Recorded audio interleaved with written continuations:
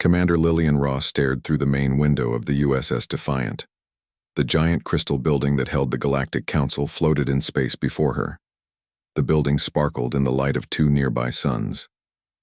Behind Lillian's ship, 20 human warships waited. All the ships showed marks and damage from many battles. Some still glowed from their recent trip through space. "Commander, the Council station has answered our call," said Alan Murphy from his spot at the communications desk. His voice was calm even though everyone felt nervous. "They seem confused. They say we weren't supposed to be here for another 50 years. Lillian allowed herself a small smile. The Raxians were wrong. They're always wrong about us. On the big screen, she could see the Council station clearly now. It was huge, with strange shapes and angles that seemed impossible. Over 300 different alien groups had representatives there. None of them had helped Earth when the Raxians had shown up in the solar system with their threats. Peter Gomez, who controlled the ship's weapons, stood next to her. He shifted his weight from one foot to the other. "The group of diplomats is ready in Shuttle Bay 2, Commander. Ambassador William Grant says he's ready for whatever happens." "He'd better be," Lillian said. She watched as several small, sleek Council security ships moved toward them. "We're about to change everything in the galaxy." Her tablet beeped with a message from Fleet Admiral Samantha White on the flagship Resilience. "Remember those we lost. Remember why we fought. Show them who humans really are." As the Defiant slowed down, the rest of the human fleet spread out in a defensive pattern. Each ship carried marks from the hard 3-year war. It was a war that humans had no choice but to win. Lillian thought back to the day the Raxians first appeared in Earth's sky. No one had expected aliens to come that day. There had been no warning, no friendly message. Just huge ships that blocked out the sun in major cities across the world. The Raxian ships had hovered over Chicago first. Their message had been short: surrender Earth and all its resources or be destroyed. The world leaders had asked for time to discuss. The Raxians had responded by firing on Chicago. 8 million people died that day. "Commander," Alan called out, "Council security is asking about our weapons. They want us to power down all systems before we dock." Lillian walked to the communication station. "Tell them our weapons stay on until Ambassador Grant and his team are safely inside the Council chamber. Those are our terms." After what the Raxians had done to Earth, trust was in short supply among humans. The war had started badly for Earth. The Raxians had better technology, bigger ships, and weapons humans had never seen before. The first 6 months had been a nightmare. Earth lost city after city, but humans were good at adapting. Scientists worked day and night to understand Raxian technology from crashed ships. Engineers built new weapons based on what they learned. Soldiers found weak spots in Raxian armor and tactics. By the end of the first year, humans had built their first ships that could fight back effectively. By the end of the second year, humans had taken the fight to Raxian bases on Mars and Europa. And in the third year, humans had captured Raxian ships with their computers intact. That's when they learned the truth. The Raxians had lied to the Galactic Council about humans. They had broken Council rules by attacking Earth. And they had done this to many other worlds too. "Council security has agreed to our terms," Alan reported. "They're sending an escort for our shuttle." "Good," Lillian said. She pressed a button on her uniform. "Ambassador Grant, you're clear to launch. Remember, we need 3 hours to get the fleet in position if things go wrong." "Understood, Commander." William's voice came through clearly. "But I don't think it will come to that. Once the Council sees our evidence, they'll have to act against the Raxians." Lillian wasn't so sure. Politics was never simple, even among humans. Who knew how alien politics worked? But she kept these thoughts to herself. "Good luck, Ambassador." Through the window, she watched as the small shuttle launched from the Defiant. It carried William Grant, Major Olivia Carter, and Dr. Nathan Reeves. The three of them would represent all of humanity in the next few hours. They carried with them proof of Raxian crimes and the story of how humanity had fought back.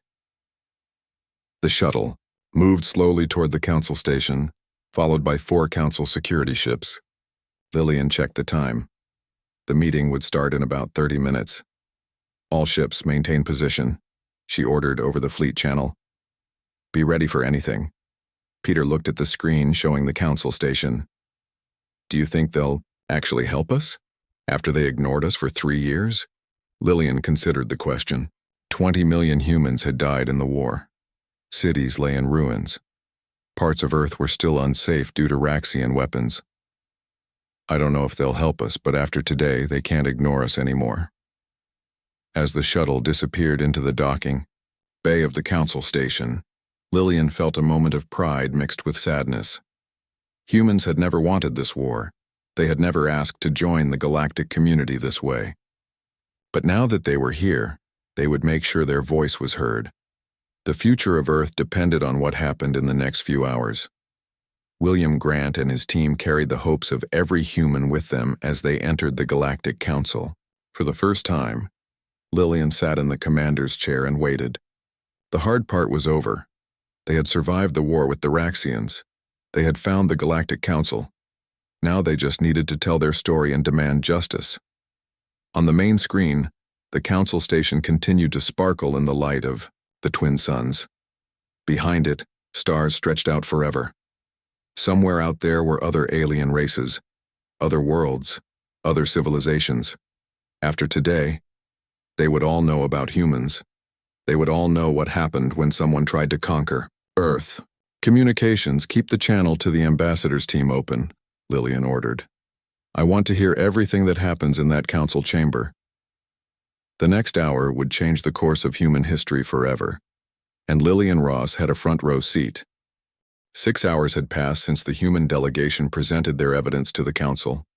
William, Olivia, and Nathan waited in their assigned quarters. The room was comfortable but clearly designed for many different types of aliens. Some chairs were too large, others too small. The lighting changed sometimes to suit different eyes. A soft sound came from the door. It slid open to reveal Sel Marai and several other council members. The council has reviewed your evidence, Sel Marai said as he entered. His 4 hands were clasped in front of him. We have also questioned many other species who claim to have suffered similar treatment from the Raxians. William stood up. And what have you decided? The evidence is clear, said a small blue alien with large eyes. The Raxian hegemony has violated our most basic laws. They have attacked pre-space travel civilizations. They have claimed to act with council approval when they did not have it. Sel Marai nodded. We have already detained the Raxian delegation. We are preparing charges against their leadership. Olivia stepped forward. What about Earth? What about the damage they've done, the lives they've taken? There will be reparations, said another council member, this one looking like a tall, thin bird. The Raxian hegemony will be required to help rebuild what they destroyed, and they will face punishment for their actions. Nathan looked troubled. That's good to hear. But there's more you should know. He activated a small device that projected images into the air. This is from the Raxian computers we captured. It shows all the worlds they've attacked and now control. The image showed a map of the galaxy with many points of light. Each light was a star system under Raxian control. There are 59 worlds here, Nathan explained. Many of them have been under Raxian control for centuries. Some don't even remember being free. Sel Marai looked at the map with concern. This complicates matters. A simple punishment of the Raxian leadership will not be enough. These worlds must be freed. But it must be done carefully, said the bird-like alien. If we simply remove all Raxian control at once, many of these worlds could fall into chaos. Some depend on Raxian technology and support systems now. William nodded. We understand that. What do you propose? Sel Marai looked at the human delegation with new respect. We would like to form a joint operation. Council forces working together with human forces. Your people have shown remarkable ability to understand and adapt Raxian technology, and you have motivated these other oppressed species to speak up. This was unexpected. William looked at Olivia and Nathan, seeing his own surprise reflected in their faces. You want our help? Olivia asked. Just hours ago, you didn't even know we existed as a spacefaring species. That is precisely why we need your help, said the blue alien. You have done what no one else has done. You defeated the Raxians in open war. You captured their ships. You learned their technology. And you did it all in just 3 years. Selmarai nodded. Many of these worlds have been under Raxian control for centuries. They will need to see that it is possible to be free. Your story will give them hope. William considered this carefully. We would need to consult with Earth government, of course. This is beyond our authority to decide. Of course, Selmarai agreed. But would you personally support such an operation? William looked at his companions again. Olivia, the soldier, had seen the worst of the war. Nathan had lost family in the attacks. Both nodded slightly. Speaking only for myself, William said, I believe Earth would want to help. The Raxians came to our world, killed our people, and tried to take everything from us. If there are others suffering under their rule, I think humans would consider it our duty to help them. Selmarai made a gesture that seemed like approval. Then we shall prepare a formal proposal for your government. In the meantime, the Council has another matter to discuss with you. What's that? Nathan asked. Membership, said the bird-like alien. We would like to offer Earth membership in the Galactic Council. This was even more unexpected. William almost couldn't believe what he was hearing. Membership? But we just arrived. We don't know your protocols, your history, your rules. That is true, Selmarai said, but special circumstances call for special measures. Earth has proven itself to be resourceful, adaptable, and determined. These are qualities the Council values. And you have already shown a commitment to justice that aligns with our highest principles. Olivia spoke up. What would membership mean for Earth? Protection, for one thing, said the blue alien. No species would dare attack a Council member world. Access to Council technology and knowledge, trade with hundreds of advanced civilizations, and a voice in decisions that affect the galaxy. What would be expected of us? William asked. Adherence to Council laws, Selmarai explained. Participation in Council peacekeeping when needed, sharing of unique human innovations with other member worlds, and agreement not to attack or colonize non-member worlds without Council approval. William nodded slowly. Again, this is something our government must decide, but I believe they would be interested. Excellent, Selmarai said. We shall prepare the formal invitation. In the meantime, would you like to contact your ship? I'm sure Commander Ross will want to know what has happened. Yes, thank you, William said. A communication device was brought. William activated it and soon saw Lillian's face on the small screen. Ambassador, are you all right? She asked immediately. Her face was tight with concern. We're fine, Commander, William assured her. Better than fine, actually. The Council has accepted our evidence.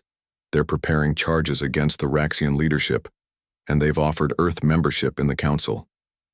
Lillian's eyes widened slightly, the closest she ever came to showing shock. Membership already? It's as surprising to us, William admitted. But there's more. They want our help in freeing other worlds from Raxian control. They're proposing a joint military operation. Lillian was silent for a moment, processing this. I'll contact Earth immediately. The President will want to hear this directly from you as soon as possible. Understood, William said. Tell the fleet to maintain position. Things are going well here, but we should still be careful. Always, Lillian agreed. Ross out. As the communication ended, William turned back to the Council members. Our leadership will want more details about both the joint operation and the membership offer. We will provide all necessary information, Selmarai assured him. But now, perhaps you would like to rest? It has been a long day for you. William smiled slightly. It's been a long 3 years, Elder. But yes, some rest would be welcome. As the Council members left, William, Olivia, and Nathan looked at each other. None of them had expected this outcome when they set out from Earth. They had hoped for acknowledgement of Raxian crimes. They had hoped for some form of justice. But membership in the Galactic Council? A leading role in liberating other worlds? That was beyond their wildest expectations. Do you think Earth will accept? Nathan asked. The membership certainly, William said. It would be foolish not to. The protection alone is worth it. And the joint operation? Olivia asked. She knew better than most the cost of war. William looked out a viewport at the stars beyond. I think we will. Humans have always had a hard time standing by when others are suffering, especially when we've experienced the same suffering ourselves. Nathan nodded. It's strange. The Raxians thought they were bringing Earth to its knees. Instead, they've propelled us onto the galactic stage centuries ahead of schedule. Their mistake, Olivia said with a grim smile. They should have done their homework better. Humans don't give up easily. William touched a panel on the wall, dimming the light slightly. Get some rest. Tomorrow is going to be a very big day for humanity. As his companions settled into their respective areas, William remained by the viewport, watching the stars. Somewhere out there was Earth, still wounded but unbowed. Still recovering but already looking to the future. A future that had suddenly become much larger and more complex than anyone had imagined. Humanity had arrived on the galactic stage, trailing the smoke of war. But perhaps they would stay to build a lasting peace. A peace based not on conquest or submission, but on mutual respect and cooperation. It wasn't how anyone would have chosen for humanity to join the wider galactic community, but they were here now, and they would make the most of it. The council chamber was huge. Hundreds of different alien species filled the room. Some looked almost human. Others were so strange that William Grant could barely understand what he was seeing. The room was filled with clicks, whistles, rumbles, and translated speech. The ceiling was hundreds of meters above them. The floor was arranged in rings around a central speaking area. William walked to the center with Major Olivia Carter and Dr. Nathan Reeves beside him.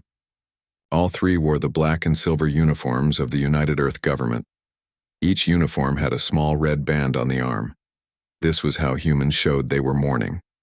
And there was much to mourn after the Raxian War. The council elder was named Selmarai. He was a Voth with gray skin and 4 arms. He raised all his arms to ask for quiet. His old eyes looked at the humans with both interest and worry. Humans of Earth, Selmarai's voice was deep and loud in the chamber. Your presence here is unexpected. We did not think your species would discover space travel for another 50 years. We did not expect you to find this council without help. William stepped forward with a serious face. Need made us move faster, Elder. The Raxian hegemony gave us no choice. Whispers and murmurs filled the room. From one of the platforms, a tall insect-like alien stood up. Its mouth parts clicked together in what seemed like anger. The humans lie. The Raxian delegate's voice was translated loudly. We came to their world in peace. They attacked us for no reason. Is that what you told the council? William asked calmly. He turned on a device that showed images in the air. Let me show everyone the peace you brought to Earth. The images that appeared showed the burning ruins of Chicago. They showed Mumbai underwater after Raxian attacks caused massive flooding. They showed huge craters across Europe where Raxian ships had bombed from space. Finally, they showed recordings of Raxian broadcasts demanding that Earth surrender and give up all its resources. Olivia stepped forward. Everyone could see she was a soldier, by the way she stood. We have brought the complete records of what you call the human insurrection, and what we call our fight to survive. She looked directly at the Raxian delegation. And we've brought proof that you used biological weapons in our Pacific regions. The council chamber erupted in shocked discussions. Dr. Reeves began presenting evidence that would change how the council understood humanity's violent arrival on the galactic stage. The Raxians attacked without warning, Nathan explained. Our cities had no defenses. Our weapons couldn't penetrate their ships. In the first day, 8 million people died in Chicago alone. William took over. Earth's nations united quickly. We had to. But the Raxians had technology we had never seen before. The first 6 months were Devastating. The images showed ruined cities, refugee camps, and hospitals full of injured people. Then they showed how humans had started to fight back. We captured damaged Raxian ships, Olivia continued. We learned how their technology worked, we adapted. We built our own versions of their weapons, and then we began to win battles. The screens showed human forces pushing Raxian troops back, reclaiming cities and eventually building ships that could fight in space. But the most important thing we found, William said, was in their computers. We learned that the Raxians had been lying to you about us and about many other worlds too. Nathan stepped forward again. The records show that the Raxian hegemony has a pattern. They find worlds that haven't discovered space travel yet. They attack without warning. They force these worlds to accept Raxian protection and give up their resources. William looked around the chamber. We weren't supposed to survive their first attacks. We certainly weren't supposed to learn their technology and fight back. And they never expected us to find their records about this council. Selmarai leaned forward in his seat. These are serious claims, humans. If they are true, the Raxians have broken our most important laws. We bring proof, William said. He handed over a data device. Everything we found in their computers, everything they did to Earth, and evidence that we're not the only ones they've done this to. The Raxian delegate was clicking its mouthparts furiously now. Do not listen to these primitive beings. They don't understand what they found. They are twisting our words and actions. But another alien stood up. This one looked somewhat like a cow walking on two legs. My world also experienced Raxian first contact 300 years ago. They told us resistance was pointless, that the Council approved their actions. We have lived under their control ever since. We thought we had no choice.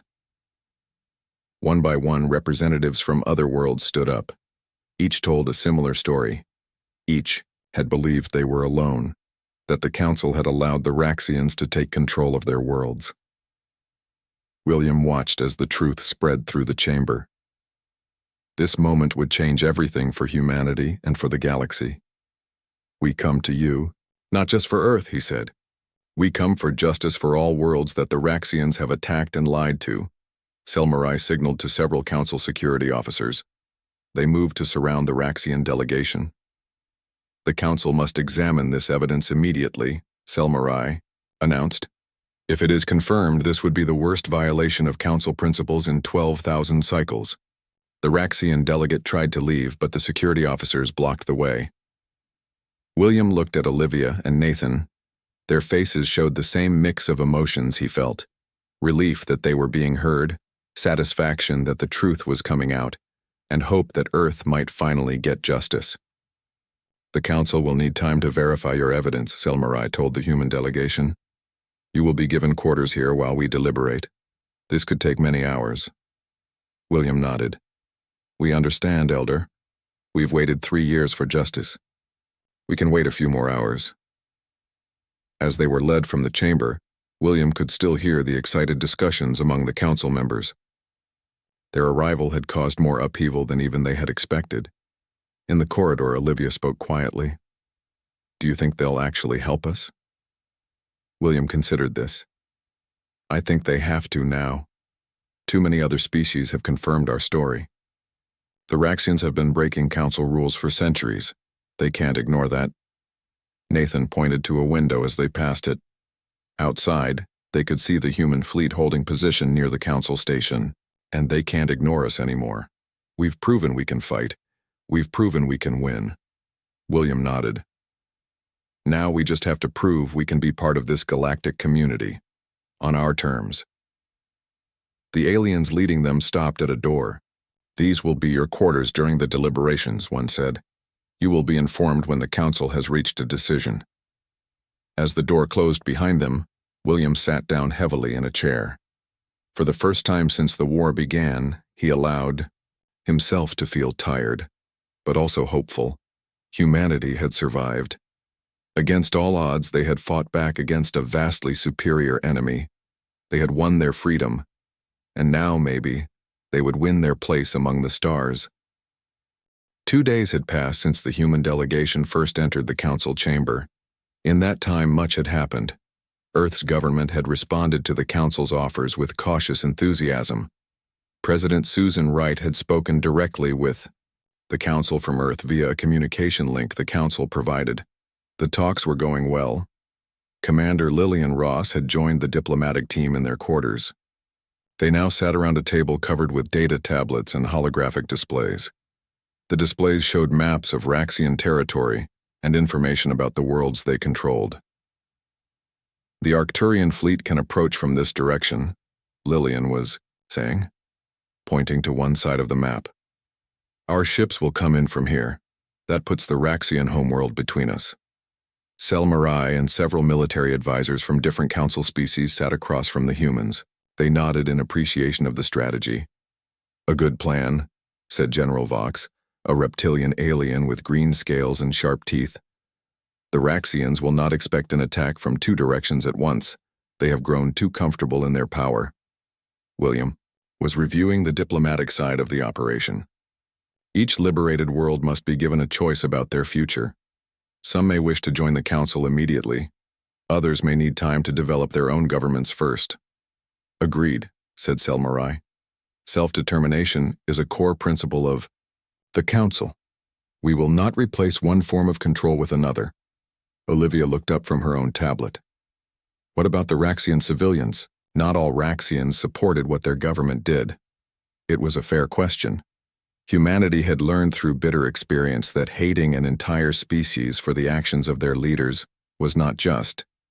Even during the worst of the war, Earth's forces had tried to distinguish between Raxian military targets and civilian areas. They will be protected, Selmarai assured her. The Council does not believe in collective punishment.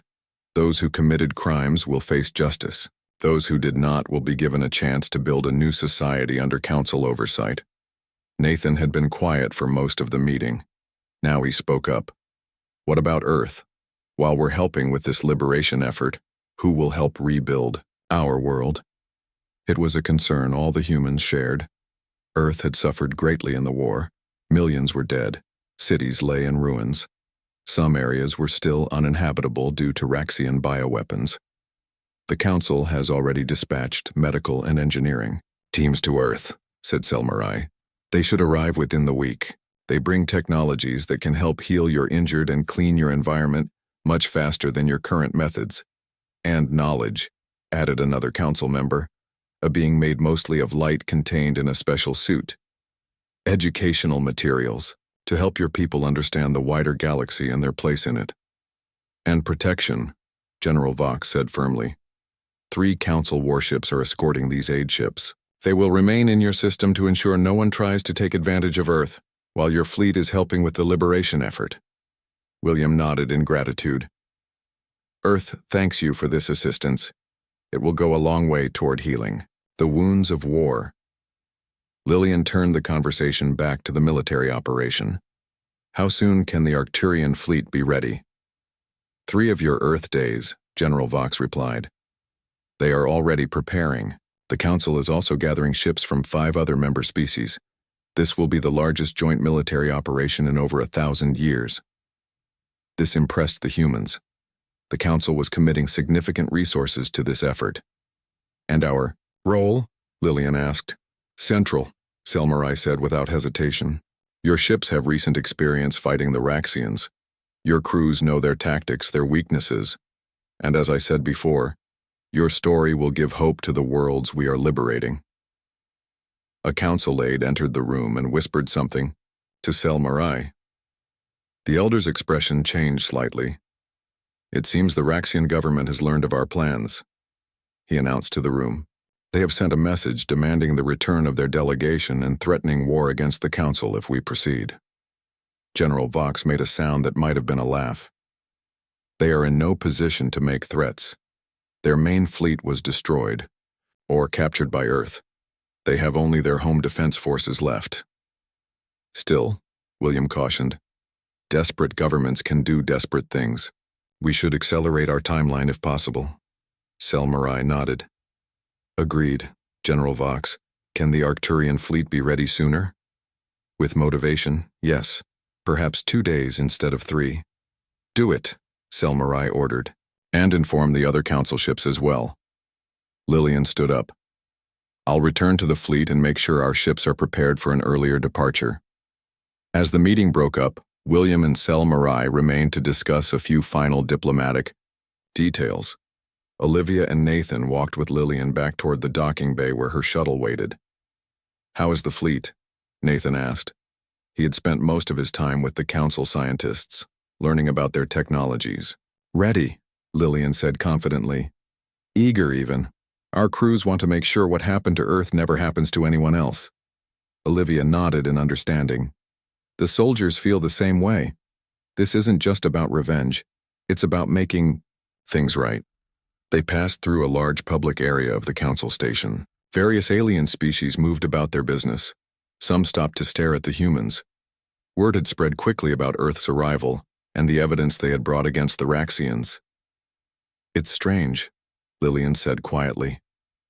3 years ago, we didn't even know any of these species existed. Now we're planning joint military operations with them. War changes everything, Olivia remarked. It compresses time, forces evolution. Not just war, Nathan countered. First contact too. Humanity has talked about meeting aliens for centuries, but no one expected it to happen like this. They reached the docking bay. Lillian's shuttle was being prepared for departure.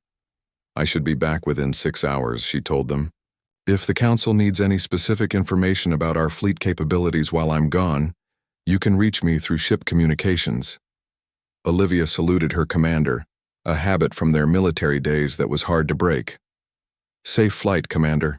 As Lillian's shuttle departed, Olivia and Nathan made their way back to their quarters.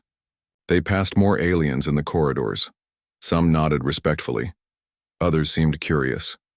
A few seemed uncertain or even afraid. Not everyone is happy we're here, Nathan observed. Can you blame them? Olivia asked.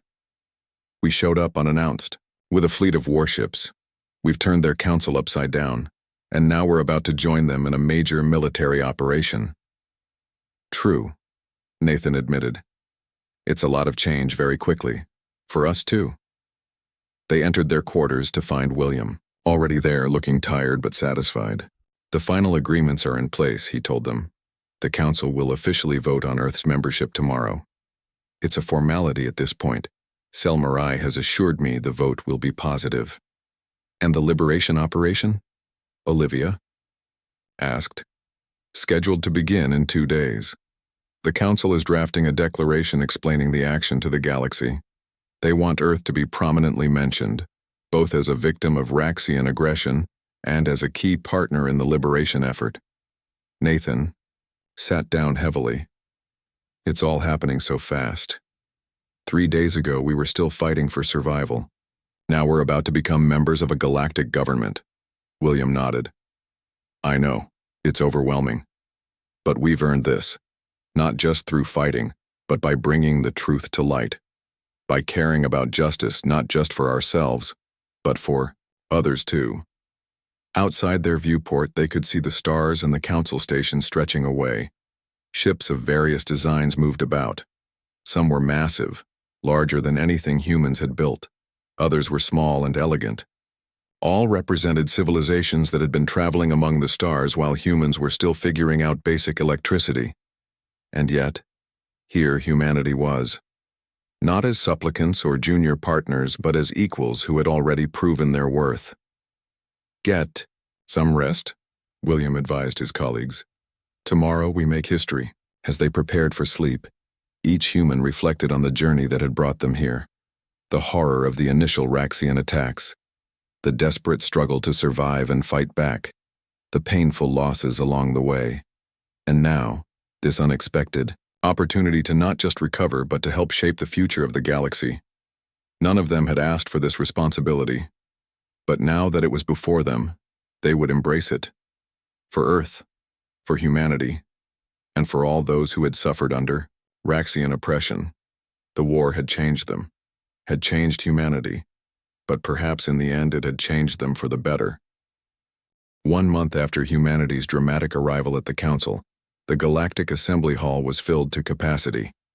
Today was the formal ceremony to welcome Earth as the newest council member. It was the fastest ascension in council history. Fleet Admiral Samantha White stood on the central platform. She wore a formal Earth uniform with new council insignia added to the collar. Behind her stood 50 humans, representing every continent and culture of Earth. Some were military, some were scientists, some were political leaders. All looked slightly overwhelmed by the grandeur of the occasion. The council station had been decorated for the event. Banners hung from the high ceiling. Representatives from all council species were present. Even the lighting seemed brighter. Today, Selmarai stepped forward to begin the ceremony. As the elder of the council, this duty fell to him. Today, we welcome a new member to our galactic family, he announced. His voice carried throughout the enormous hall. Earth joins us not as a newcomer to be guided, but as a proven ally who has already demonstrated great courage, determination, and commitment to justice. Samantha stood tall as he spoke. She had been chosen as Earth's first council representative because of her leadership during the war. She had commanded the first human fleet to successfully defeat a Raxian battle group. Later, she had led the operation that captured intact Raxian ships and computers. Without those captures, humanity might never have discovered the Council's existence. The story of humanity's arrival in the galactic community is unlike any other, Selmarai continued. Most species join us after centuries of peaceful development and gradual discovery of their galactic neighbors. Humanity came to us through fire and war, fighting for their very survival. In the audience, William Grant watched with quiet pride. As Earth's ambassador, he had helped negotiate the terms of membership. Now he was watching those negotiations bear fruit. Beside him, Lillian Ross shifted in her seat. She was uncomfortable in formal settings. She preferred the bridge of her ship. But even she had to admit this was a historic moment worth witnessing. In just 1 month since their arrival, Selmarai was saying, humans have proven their value to the Council. Their ships participated with distinction in the liberation of 12 worlds formerly under illegal Raxian control. Their diplomatic teams have helped these worlds begin the transition to self-governance.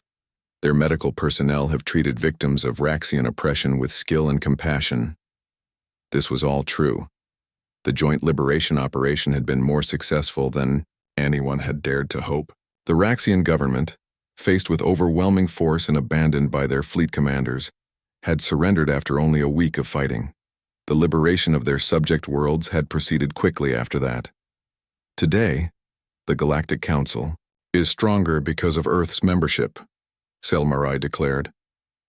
We are more vigilant because of the lessons humanity has taught us, and we are more just because we have been reminded that our principles must be defended with action, not just words. He turned to Samantha and presented her with a crystal sphere.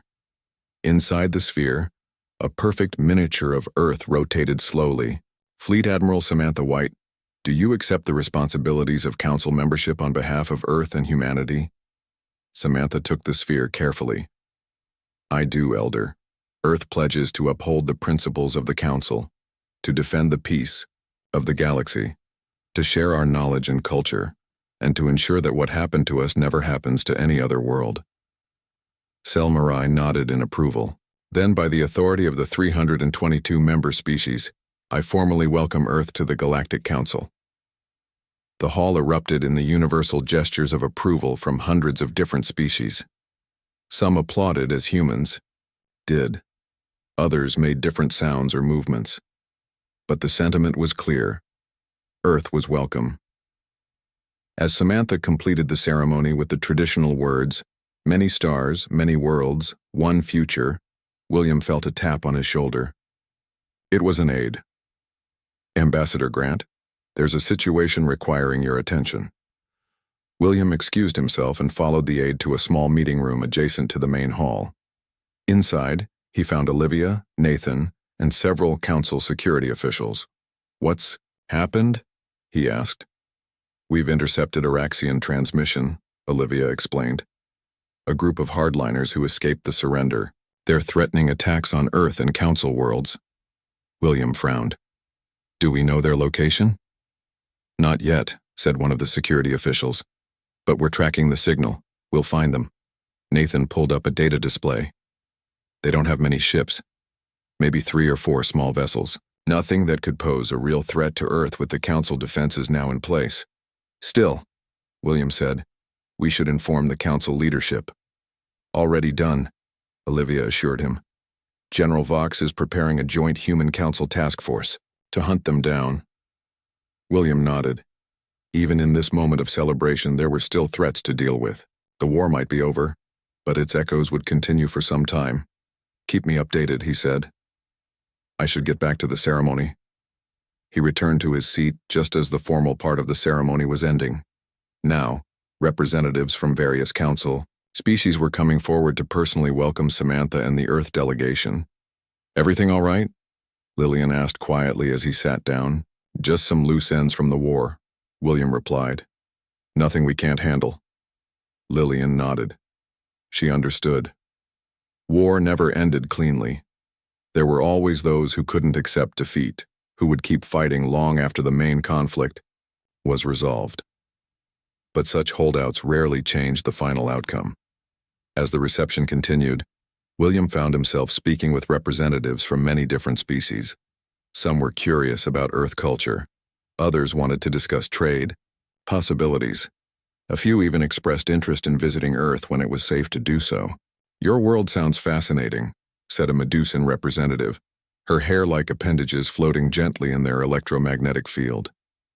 So many different ecosystems, cultures, languages, and yet you managed to unite when threatened. We had no choice, William explained. We had to put aside our differences or face extinction. The Raxians did us one favor, I suppose. They gave us a common enemy. And now? The Medusan asked. With the immediate threat gone, will your unity hold? It was a good question. Already, there were signs of the old national rivalries re-emerging on Earth. But William believed the experience had changed humanity fundamentally.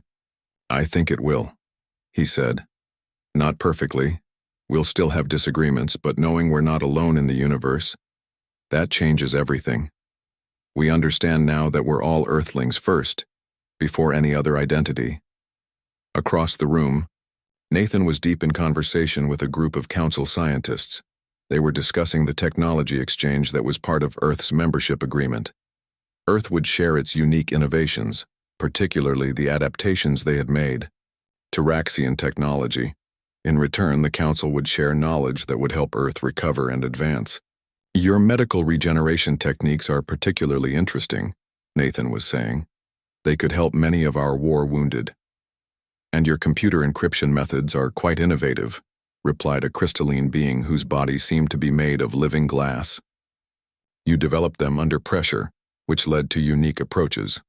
Olivia, meanwhile, was speaking with General Vox and other military leaders about the ongoing security situation. The remaining Raxian holdouts will be found and neutralized, Vox was assuring her. And the Council defense fleet around Earth will remain in place for at least one of your years. Your world will be safe.